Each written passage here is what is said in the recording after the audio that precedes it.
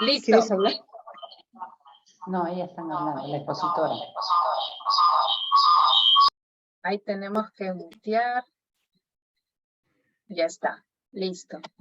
Bueno, continuamos con el programa de Bienestar y Naturaleza y en esta ocasión vamos a presentar a Claudia Torres. Claudia es una persona que tiene mucho conocimiento sobre la ecología, ha trabajado muchos años en la selva tropical y es amante del estudio de las aves. Y yo la conozco muchos años, una gran amiga mía también, y quería que nos comparta todo este conocimiento del avistamiento de aves, cómo esto está contribuyendo a la conservación, cómo contribuye también al bienestar de las personas, porque es un momento en que una persona cuando sale a un bosque o camina en algún lugar natural, tiene momentos de contemplación, de admiración hacia la naturaleza, y esta relación específica de las aves es una tendencia que se ha creado a nivel mundial, y acá en Madre de Dios pues viene gente de todo el mundo, muchos peruanos no sabemos que en Madre de Dios específicamente llega mucha gente, y que hay especialistas en aves que se llaman los pajareros, pero que en inglés es famoso bird watching, y Claudia nos va a explicar un poco, ¿no?, de qué es el bird watching, ¿no?, qué es el avistamiento de aves, cómo son las prácticas, cómo uno comienza a aprender, ¿no?, y todas estas, cómo eso puede ayudar también a la conservación de un espacio natural cuando llegan personas y visitantes y hacen ver al poblador la importancia de seguir preservando, ¿no?, el bosque y todos los seres que se encuentran en ella. Así que, Claudita, bienvenida. Muchas gracias, Vanessa. Muchas gracias por la introducción. Yo soy ecóloga ahora, ecóloga media social, pero mi pasión siempre han sido las aves. Y lo que yo quiero enseñarles en esta charlita, el primero es darles una introducción de por qué observamos aves. Creo que alguien está con el micrófono prendido. Les agradecería que apaguen los micrófonos para no cruzar.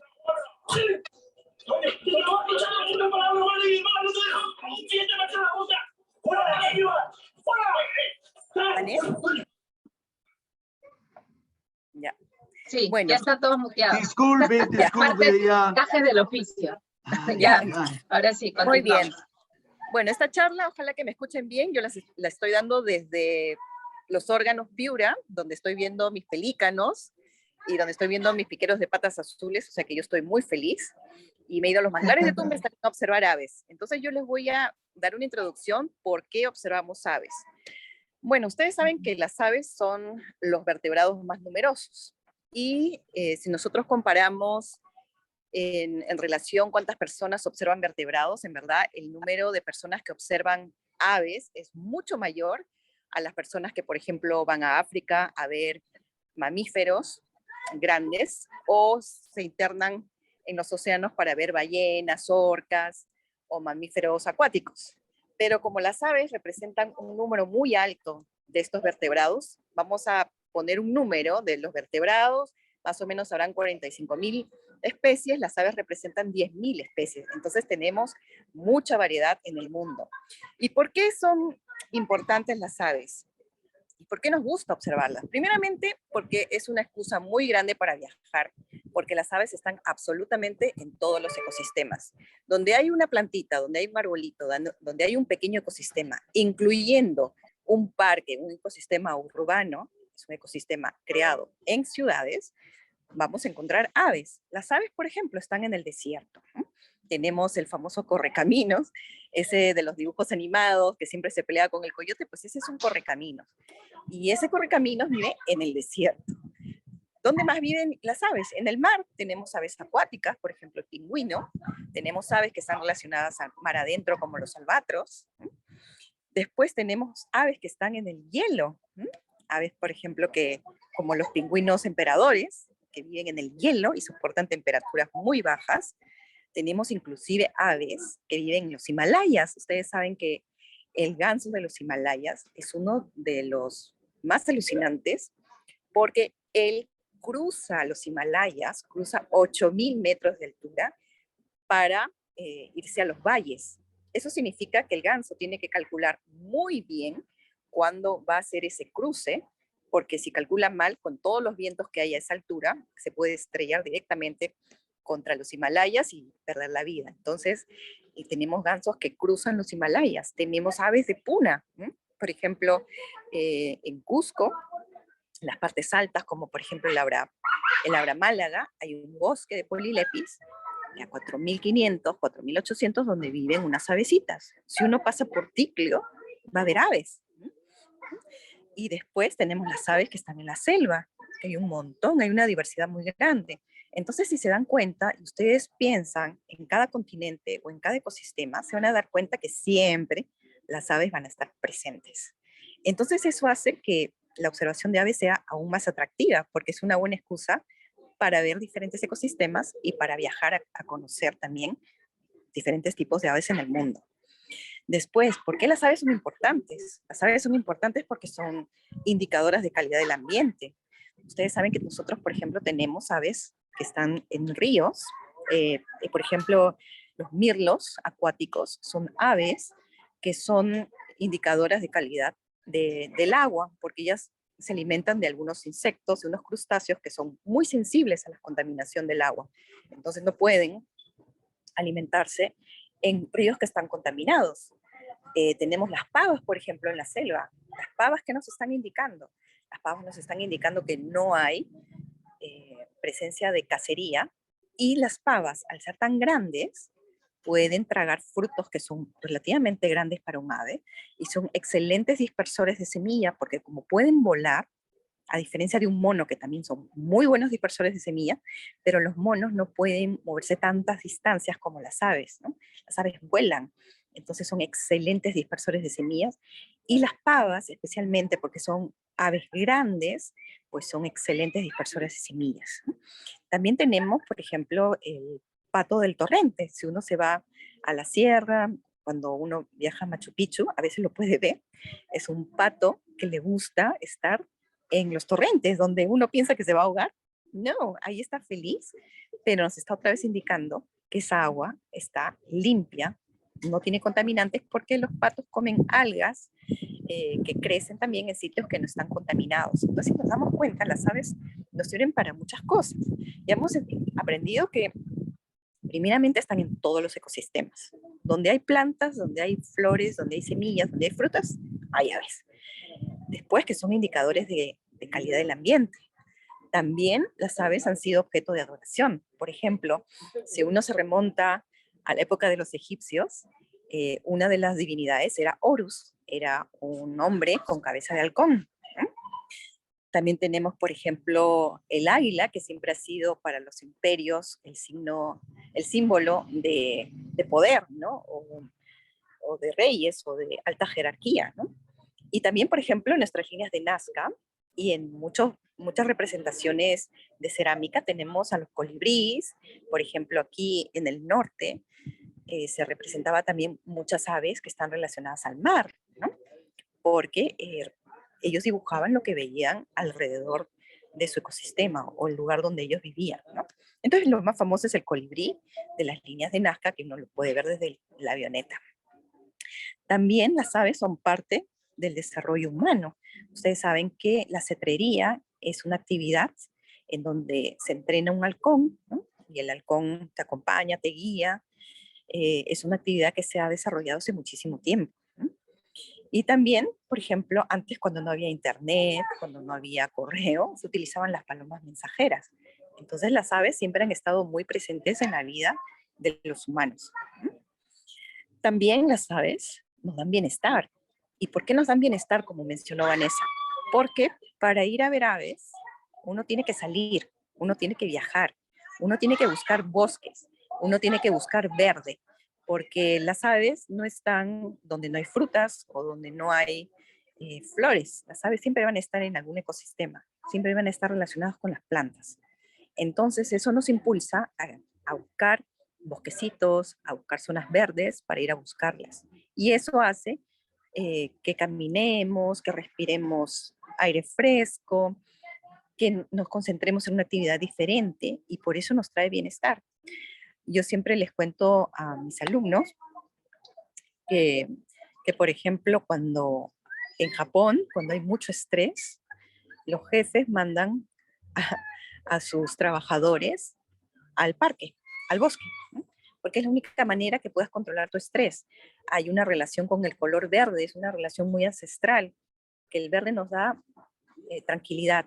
Y es por eso que también las aves contribuyen al bienestar del ser humano, porque al momento de ir a buscarlas, de ir al mar a ver un pelícano, ya nos trae mucha calma. Entonces, por eso las aves contribuyen mucho con el bienestar. Ahora, también las aves nos proporcionan valores, por su existencia, sus valores culturales, sociales, ambientales. Y si se dan cuenta, las aves están muy relacionadas a nuestro entorno, sino que a veces no nos damos cuenta que están ahí, ¿no? Y también, bueno, tienen un valor ecológico que es para mí sumamente importante y lo que también me he dedicado a estudiar. Pues las aves son dispersoras de semillas, como hablamos de las pavas, ¿no? Que las pavas contribuyen a dispersar frutos grandes, por lo tanto semillas más grandes, ¿no? De distancias más largas. También son polinizadores, porque las aves, al igual que las abejas, algunos insectos y los murciélagos, ¿no? Principalmente son unos polinizadores muy importantes, ¿no? Polinizadores, por ejemplo, los picaflores, ¿no? Son controladores biológicos, ¿no? Las aves también se alimentan de insectos y se alimentan de carroñas, se alimentan también de carne y de esta manera son controladores biológicos. Por ejemplo, una rapaz va a controlar la cantidad de, cuando aumenta la población de roedores. Los roedores no pueden traer enfermedades, pero las rapaces ayudan a que se mantenga esta población disminuida, que no aumente para no contagiarnos de enfermedades, ¿no? Es por eso que también en los parques de Lima a veces se ve mucho la presencia de un halcón, ¿eh? Es el halcón acanelado, ¿no? Que siempre está sobre todo en los parques que tienen pinos, eucaliptos grandes, porque están inclusive anidando, porque se introdujo este gavilán con la idea de que se coma a, a los roedores y a las ardillas que están siendo plagas, ¿no? Pero, por ejemplo, controladores biológicos de insectos, como los atrapamoscas, son también sumamente importantes, ¿no? Porque ellos se comen a los mosquitos y se comen también, sobre todo los mosquitos que también transmiten enfermedades, ¿no? Y también, por ejemplo, las aves son carroñeras, que esas son unas de las más importantes del ecosistema, porque son las que limpian el ecosistema, son las que comen realmente todo lo que se está pudriendo, son las únicas que están adaptadas a limpiar el ecosistema y son sumamente importantes. ¿Y cuáles son? Los gallinazos, por ejemplo, ¿no? Que todo el mundo piensa que es una ave fea porque es negra, que no tiene ninguna gracia. Pues es sumamente importante a nivel de ecosistema, ¿no? Y todas son bellas porque todos cumplen una función. Y por eso lo hace más interesante aún. Nosotros no solamente tenemos un gallinazo, tenemos 4 gallinazos, ¿no? Tenemos el gallinazo de cabeza negra, tenemos el gallinazo de cabeza roja, que generalmente lo podemos ver en la costa. En la selva también podemos ver el gallinazo de cabeza roja, el gallinazo de cabeza negra, el de cabeza amarilla. Inclusive tenemos uno lindo en la selva que le llaman el cóndor de la selva.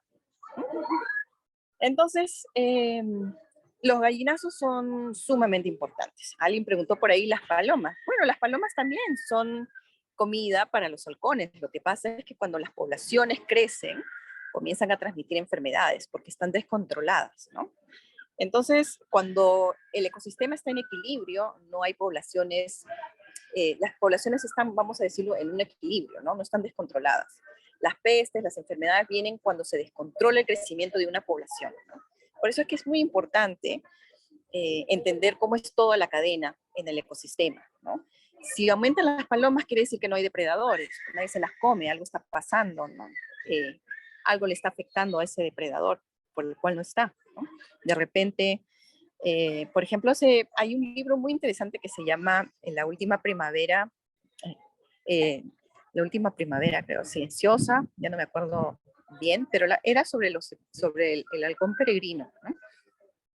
que el halcón peregrino estaba disminuyendo en, en cantidades desorbitantes, pero veían que el halcón peregrino se reproducía, ponía su huevo, pero no veía que la población aumentara, al contrario, que la población estaba disminuyendo cada vez más hasta ir a cifras bastante críticas.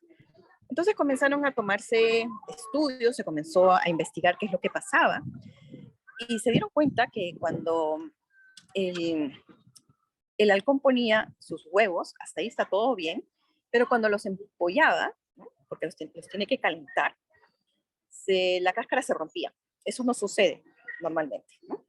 Entonces no entendían por qué se rompía la cáscara, ¿no? Entonces comenzaron a analizar y analizar y analizar y se dieron cuenta que en los 70, cuando se aplicaron los pesticidas, esos pesticidas, ¿quién se come todos esos trigos y todo, generalmente todos esos cereales? Se comen los roedores. ¿Y qué come el peregrino? Pues come roedores. Pues estaba transmitiendo ese DDT hacia los halcones, y si bien no lo mataba directamente, afectaba la dureza de la cáscara y hacía que no se pudieran incubar. Entonces era un efecto que iba siendo transmitido y claro, si no puedes incubar, no vas a tener la segunda generación y por lo tanto tu población va a disminuir y disminuir y disminuir, ¿no? Hoy en día el DDT está prohibido, ¿no? Y eso fue el título de un libro, La Primavera Silenciosa, ¿no?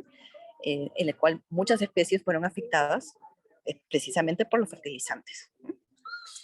Entonces, nos hemos dado cuenta que las aves son sumamente importantes y que cumplen roles muy importantes, ¿no? Y están en todos los ecosistemas. Pero ¿por qué observamos aves?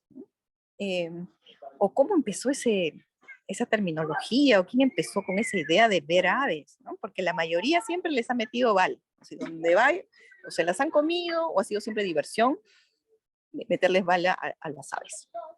Pues el término apareció en 1896 por un ornitólogo en el Reino Unido. Para que ustedes sepan, tanto el Reino Unido como Estados Unidos son como los países más fanáticos de observadores de aves. Y se puede decir que la observación de aves como actividad recreativa empezó realmente en Gran Bretaña y en Estados Unidos a partir del siglo XIX, ¿no? Y aunque no crean, los primeros eventos, y a veces es bien curioso porque a veces uno empieza como malogrando todo para darse cuenta y darle la vuelta. Pues empezaron, aunque ustedes no crean, con el evento de Navidad, que era quién mataba más aves en Navidad, ¿no? Y después eso se volcó a quién ve más aves en Navidad. Ese es el famoso Christmas Count, ¿no? Y a la vez también Inglaterra comenzó a hacer en el año 1905 también un conteo anual, ¿no? Es el New Year's Day List. Es como decir, los norteamericanos lo hacían en Navidad, los ingleses en Año Nuevo, ¿no? Era como decir el evento, vamos a ver cuántas aves podemos contar, ¿no? Y así empezó realmente la actividad de birdwatching, ¿no? Y un dato curioso también que lo tengo apuntado, el 87% de los observadores de vida silvestres generalmente se dedican a ver aves, ¿no? Y los observadores de aves son fanáticos. O sea, una vez que entras aquí, a este mundo, te vuelves fanático porque quieres ver más y más, y te gusta viajar, y te gusta ver ecosistemas, y puedes ver también otros animales. Entonces, y poder entenderlas, y poder hacer tu lista, y poder ponerles un nombre, pues eso hace que te afanes aún más, ¿no? Y también la pregunta fue, ¿y por qué se creó recién esta actividad en esa época, ¿no? ¿O fue creciendo ya después de las guerras, principalmente? Bueno, siempre después de las guerras uno se tiene que recuperar tanto económicamente, psicológicamente, y también después de la posguerra se mejoró mucho la calidad de vida de las personas y siempre eso se ha asociado a que los observadores de aves siempre han sido como las personas con mejor educación o educación más alta o las personas que tienen más dinero porque obviamente hay que invertir en viajes para verlas más raras, ¿no? Pero en los últimos años esto ha cambiado mucho porque hay un nuevo elemento, la ciencia se ha vuelto más sociable y existen muchos proyectos de ciencia ciudadana que ha permitido que cualquier persona ¿no? Cualquier persona que empieza a ver aves pueda empezar de cero y pueda empezar con sitios que son más permitibles, ¿no? O sea, obviamente uno cuando empieza no se va a ir, pues, a ver las aves del paraíso, que es la meca de todo el mundo y que es lo más difícil y también lo más caro, ¿no? Pero uno puede empezar con los países. Tenemos un país mega diverso, un país que está entre los 5 primeros países del mundo con más aves, un país que te ofrece muchas especies diferentes y sobre todo endémicas. Entonces, ¿por qué no empezar por casa, no? Y también esta sociabilización de la ciencia, también la expansión y el crecimiento de vuelos internacionales ha hecho que esta actividad se crezca aún más, ¿no? Porque puedes ir a otros destinos, ¿no? Y también ha ayudado mucho la sociabilización en Internet, ¿no? Porque cada vez hay más, también más información sobre aves, sobre otros destinos. Antes, cuando éramos más pequeños, solo veíamos África, África, África, pero ahora no, ahora la televisión ofrece también reportes de la selva, de otros ecosistemas, de Latinoamérica, de Perú, cosa que antes no había, o había muy, muy poco, ¿no? Entonces, todo eso ha hecho que cada vez más gente esté más metida en el mundo de aves. Y la siguiente pregunta es, ok, me encantaron todas las cosas que has dicho, ¿cómo empiezo? Esa es la pregunta de siempre, ¿cómo empiezo? Pues yo siempre recomiendo empezar por lo que tienes alrededor. Si tienes una casa que tiene macetas y tienen flores, empieza a observar qué especies de pajaritos o de aves comienzan a venir a esas flores y a esas macetas que si tienen fruta, siempre va a haber un pajarito. Si no tienes un jardín, pues observa qué especies vienen a tu jardín. Si no tienes jardín, pues anda al parque, anda, camina en la mañana, camina en la tarde y comienza a averiguar y comienza a observar qué es lo que tienes a tu alrededor. Porque para esta actividad, lo que tienes que tener primero es ganas de observar y observar bien.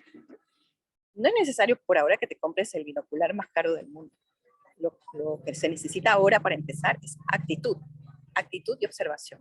Observar qué pajarito le gusta frecuentar cierta planta. Segundo, tienes que tener una guía. Hoy en día existe la aplicación de Birds of Peru. La puedes bajar, te cuesta más o menos 120 soles. No solamente tienes el dibujo de las aves, tienes el canto de las aves, tienes el mapa de distribución y tienes una breve descripción de cómo es el ave. Entonces, eso son herramientas sumamente útiles. Sin una guía de campo no vas a poder identificar bien. Y ya cuando ya te comience a gustar, empieza a invertir en unos binoculares. Empieza a invertir en unos binoculares de gama media para empezar. ¿Por qué te digo de gama media? Porque mientras mejores detalles ves, más te vas a afanar. Ahora, si tienes dinero, obviamente invierte en uno de gama alta, pero estamos hablando de $2,000, ¿no? De inversión. Pero eso sí, le vas a ver todo el pajarito, ¿no? Y sobre todo que son binoculares tan especializados. Un ratito, discúlpenme que pase el camión de agua. Okay. Ya está pasando el camión de agua. Entonces, uno de gama alta, obviamente te va a llevar, como decir, hasta la luna, porque ¿qué tiene la gama alta? Tiene cristales, lo que te permite ver contra la luz. ¿Y por qué necesitas ver a veces contra la luz? Porque el pajarito no se va a poner donde tú quieres verlo, se va a poner arriba, contra la luz, escondido. Y si tú puedes con esos binoculares ver contra la luz, pues vas a poder ver que tiene amarillo, que tiene una garganta de color azul, vas a poder ver que tiene una ceja blanca o que tiene una corona verde o que tiene la garganta de otro color. Entonces son detalles que te van a servir para la identificación. Y luego ya, conforme vaya avanzando tu afán, ya un telescopio para ya ver aves que necesitas muchísimo más detalle, ¿no? Entonces, es así como se empieza a ver aves. Uno puede empezar en la selva, en la sierra, en la costa. Por donde uno empiece, siempre va a tener un ecosistema detrás. Y siempre van a haber aves. Van a haber aves en la plaza, van a haber aves en tu casa, van a haber aves en el jardín. Y donde tú vayas van a haber aves. Ahora, el siguiente paso es ponerle nombre a esas aves. No sé si hasta ahora tienen alguna pregunta.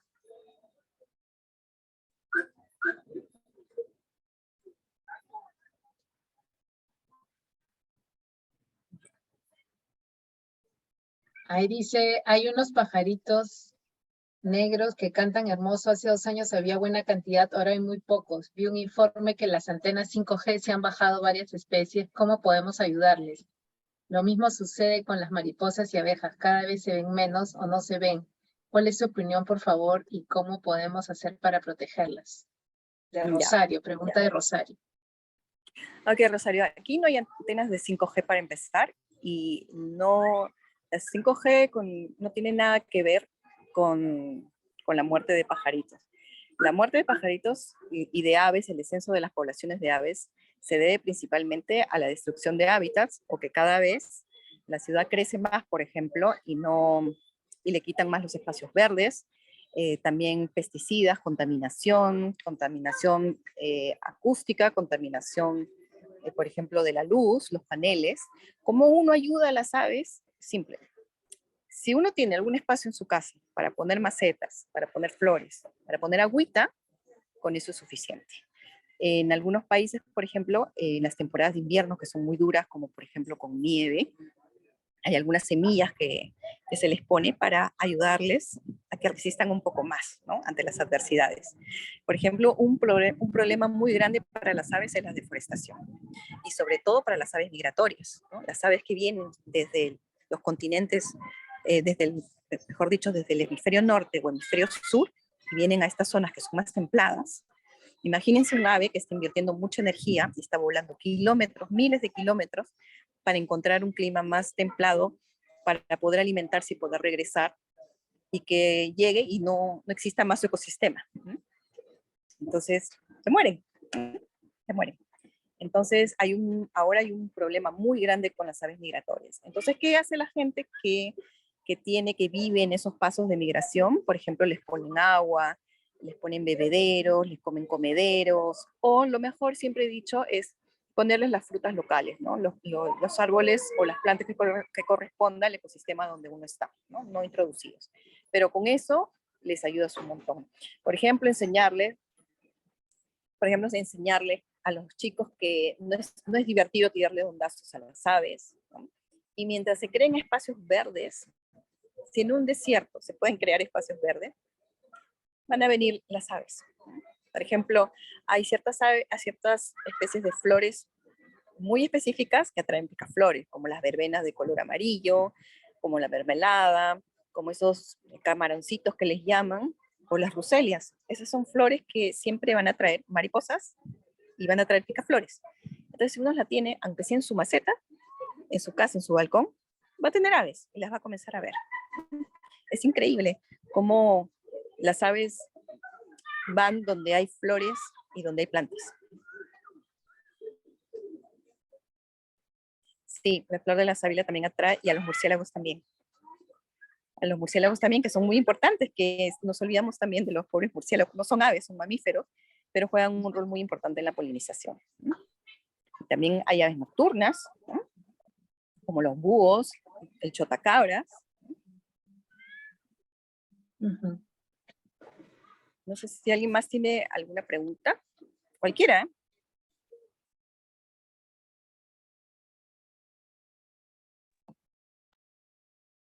Yo lo que quería, acotando un poco que estamos en Madre de Dios, porque como nos quedan unos 8 minutos, es cómo ese contacto de las personas de observación hacia las aves hace que, como tú estabas diciendo, genere conservación desde un nivel urbano hasta un parque nacional, ¿no? O turismo, en este caso, que nosotros estamos en el área de turismo, y cómo el birdwatching contribuye al turismo, específicamente en la experiencia que tenemos tú y yo de Madre de Dios.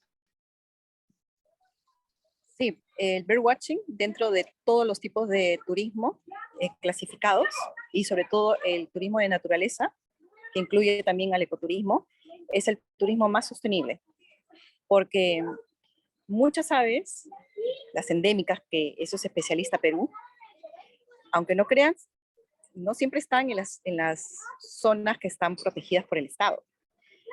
Por ejemplo, el picaflor con la espátula, que ahora está en una moneda de un sol, ese picaflor estaba a punto de desaparecer. Pero con la ayuda también de conservacionistas que han apostado primeramente, por la reforestación, ¿no? Y sobre todo por la planta, ¿no? Ese picaflor estaba en una planta, en una chacra de un señor, ¿no? Y esa historia es muy bonita, la de Tino Auca, y sobre todo de la persona que cuidó al picaflor, ¿no? Porque él decía que antes esta persona acarreaba cabras, ¿no? Y ahora o sea, pastaba cabras y ahora pastea picaflores, ¿no? Porque estaba en una planta específica, porque estos picaflores o algunas aves son tan específicas con su comida, con su dieta, que si tú cortas su pedazo de bosquecito y su planta específica, lo matas, o sea, lo desapareces, ¿no? Entonces, este picaflor, por ejemplo, para verlo, los turistas tenían que pedirle primero permiso a los de la comunidad, al señor de la chacra, para poder entrar a ver el picaflor, ¿no? Porque es obviamente uno de los más buscados del Perú, porque es endémico, solo está aquí en nuestro país, en Amazonas, en una región tan chiquitita, un pedacito en una chacra, ahí está, ¿no? Y eso contribuye también al desarrollo local. Ahora la gente ya no se dedica tanto a deforestar, ahora se dedica al ecoturismo, se dedica a hacer guías de observación de aves y se protegen otras aves más que estaban en ese ecosistema tan raro, ¿no? Entonces, la observación de aves contribuye mucho con el desarrollo local, ¿no? Y depende mucho también cómo se enfoque eso con su municipalidad, con su comunidad, a todo nivel, ¿no? Y sobre todo en áreas en donde hay buen bosque y muchas veces estas comunidades, ya sean campesinas o comunidades nativas, tienen buenos bosques donde hay muy buenas aves. Entonces es el momento, yo creo que es la oportunidad que tienen estas comunidades para desarrollar esta actividad y tener ingresos y poder mejorar su comunidad. Y las aves le pueden dar eso, porque el turista que va a observar aves, el pajarero, el hardcore, muchas veces no le importa si tiene que ir en burro, en pequepeque, si tiene que ir caminar. Lo que él quiere es ver a esa ave, porque es mi lista, ¿no? De los más buscados, ¿no? Es como cuando juntabas tu álbum de figuritas, algo así es muchas veces con las aves, ¿no? Entonces es una oportunidad para hacer un desarrollo sostenible muy bueno y a la vez conservar, porque si no conservas los bosques, si no conservas las plantas, tus aves se mueren y se van o se extinguen, ¿no? Muchas gracias, Claudia. Sí, nosotros tenemos ejemplos en Madre de Dios de aves que han sido protegidas, ¿no? Como símbolos también, como tú hablabas, así como otras culturas, también muchas comunidades nativas utilizan los símbolos de las aves, ¿no? Como la representación de poder, de libertad, de determinación, y lo simbolizan con acciones de protección quizás, como por ejemplo que hemos trabajado con los cejas, ¿no? Que ellos tienen el símbolo del águila arpía. ¿Sí? Y es su símbolo de un albergue de ecoturismo de una comunidad nativa. Sí, por ejemplo, ya para cerrar, Vanes, ¿quieres? Algo que a mí me llamó mucho la atención cuando estuvimos haciendo la Casa Cultural de los Cejas, al contar la historia de Ñape, que fue como el último chamán de la comunidad, había una parte en su historia en donde para convertirse en un chamán de verdad tenía que recibir los espíritus más fuertes, ¿no? De la Amazonía. Entonces, obviamente está el jaguar, ¿no? Y como Ñape luchaba contra esa flecha que le habían tirado un espíritu malo y era muy fuerte, ¿no? Entonces llamaron al espíritu de la anaconda, ¿no? Y después llamaron al último espíritu, que era un espíritu, como decir, ya, el más, era el del gallinazo. ¿Sí? A ese que le tiran piedras porque es feo, es un espíritu fuerte para ellos, un espíritu de poder. Entonces, Y en cada cosmovisión que ustedes analicen de cada cultura, siempre van a encontrar un ave, siempre van a encontrar las plumas, siempre. Claro, inclusive las coronas, ¿no? En el atuendo más hermoso que tienen las comunidades, siempre tienen las plumas de las aves en sus coronas. Sí. Es lo más lindo. Hay colecciones de coronas. Yo he ido a un museo de colecciones de coronas y todas, en su mayoría, 90% son plumas coloridas.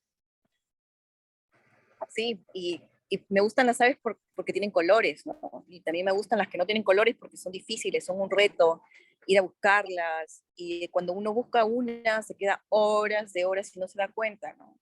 Y practíquenlo, intenten primero con las primeras cabecitas que están alrededor suyo. Así empieza uno, observando.